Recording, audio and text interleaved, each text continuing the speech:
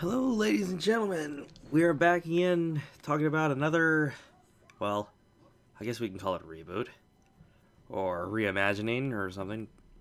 Ben 10 has returned to the Cartoon Network, and no, not the original show, but a very much dumbed down version of the show itself. I've watched a couple episodes, and I'll tell you about the episodes, and then we'll get on to what are the differences and the same things that have to do with the show.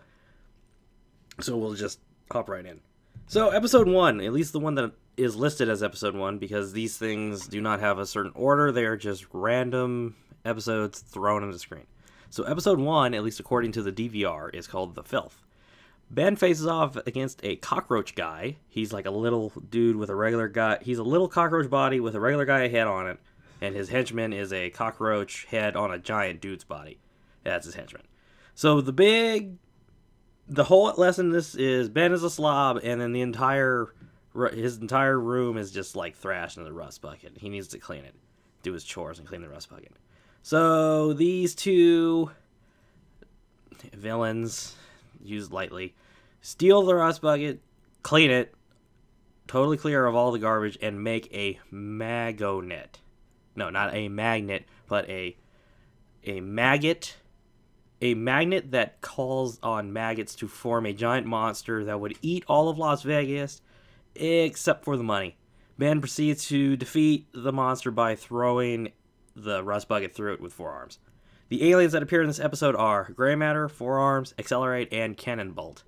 And this episode is filled with all sorts of Wile E. Coyote animations as Ben tries all these little mediocre plans that winds up with him either bashing into a wall or him saving them from crashing into something or falling off something. A lot of wacky ones, so that's the first episode to start off with. Episode 3 was the next one. It's called Water Filter. Ben lacks a filter, and Ben uses his Ben tuition too much. At least that's what the initial thing was. And then Gwen wants to be his filter by saying he should run his ideas through her.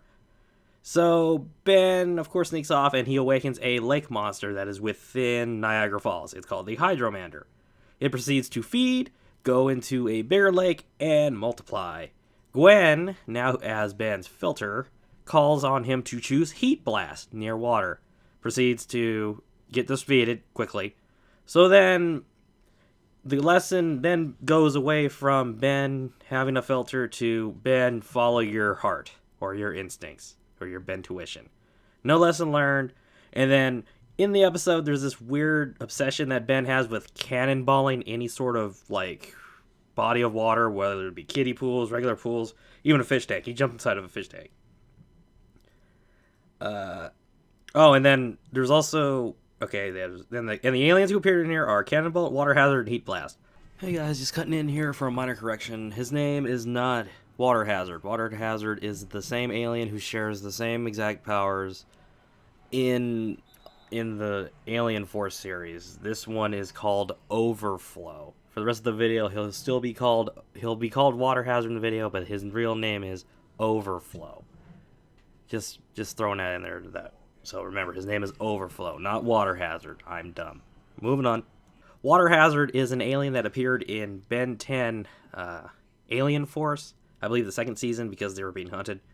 But now he pretty much takes the place of Ripjaws, who was heavily underused and really was hard to write for because you needed specific bodies of water just to make him work.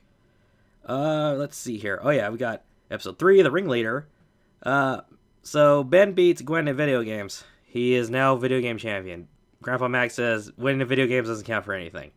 So this episode, called The Ringleader, is based on the other episode that was in the original series, because it's a lot like it, except there's a slight change.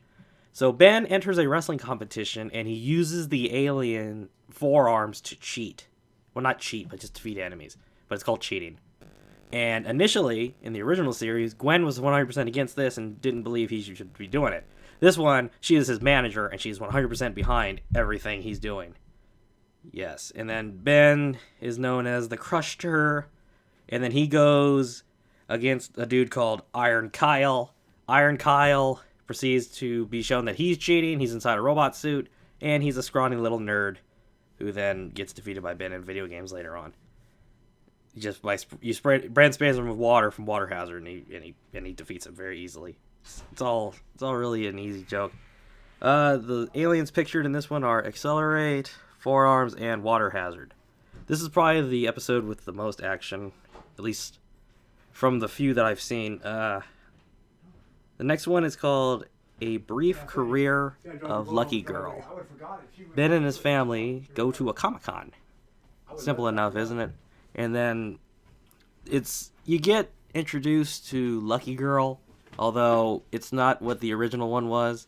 In the show itself, it was Gwen taking on the persona and then being like the superhero because of a stone she bought during like the side shopping thing that she wanted to do. In this one, Lucky Girl is she's like Batman.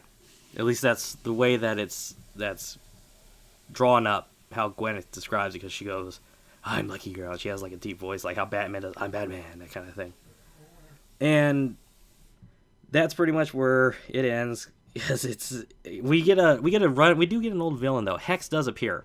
Hex the magician, the evil magician. He shows up and then he wants to get Merlin's wand from this weird Harry Potter nerd guy who is LARPing with stormtroopers.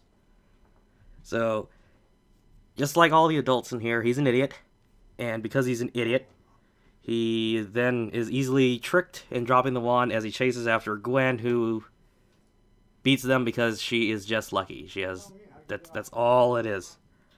And then we find out in the end that he is terrified of zombies, and they use that to defeat him. So it was really all easily defeated. That's just lame how they really put that in there. The aliens in this one are Forearms, Heat Blast, and WaterHazard. Those are pretty much the big three that consistently pop up in most of the episodes themselves. So the side notes from the overall show is Gwen is pretty much Ben's sidekick, 100%. She has no mind of her own, except to pretty much follow him around like a puppy, which is really lame considering in the even shorter episodes she doesn't even appear. There's nothing even a semblance to what it was in the other one. There's no like sibling rivalry or anything going on. Not even the word dweeb. So I guess they're really against like demeaning people for cartoons now, because that's just the wrong button to do. And she has no knowledge of magic, or at least she doesn't. So Grandpa Max, well, like all the adults in these new series, he is a total idiot. It takes him 4 whole hours to start campfires, and they don't even like talk about his plumber stuff or his past alien experiences or anything. It's just 3 lines and he goes and sleeps, or he like disappears for most of the episode. And even the rust bucket isn't safe. The RV super vehicle doesn't look like a rust bucket. The only thing that's rusty are like little brown patches they draw on it, like in passing scenes. So it's doesn't even have like stuff falling apart or like weird little things like you have to turn on the microwave to flush the toilet or anything. So none of those funny things have caught on. It's weird how they've dumbed it down really for what they've had.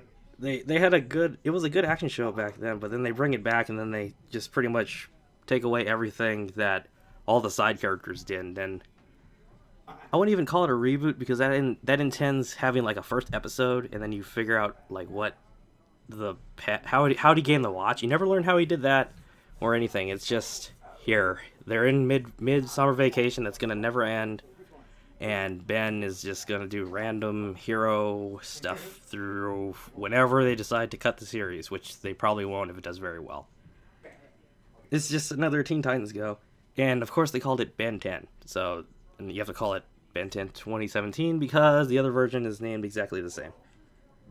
And at least that one, the Monster of the Week thing, had the underlying tone that Vilgax will eventually come up and he will like fight Ben for the watch. Here, it's just comedy. So, like Teen Titans Go, it starts off with a lesson that goes away and makes no sense.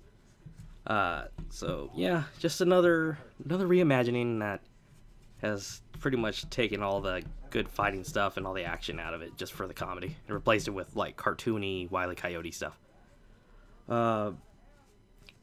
Otherwise, it's probably good, even though it's nothing what it used to be. So we'll just keep it at that. And that's my review of Vince. And I have the other video episodes recorded now, at least up and recorded. I'll watch the rest, but it's probably just really, they're not going to really mess with the formula. It's just Ben trying to learn a lesson and nothing else. Also, the aliens are all 100% humanoid. Stinkfly is, yeah, I'll just put the picture here, and that's what he looks like. So we'll see you guys in the next review.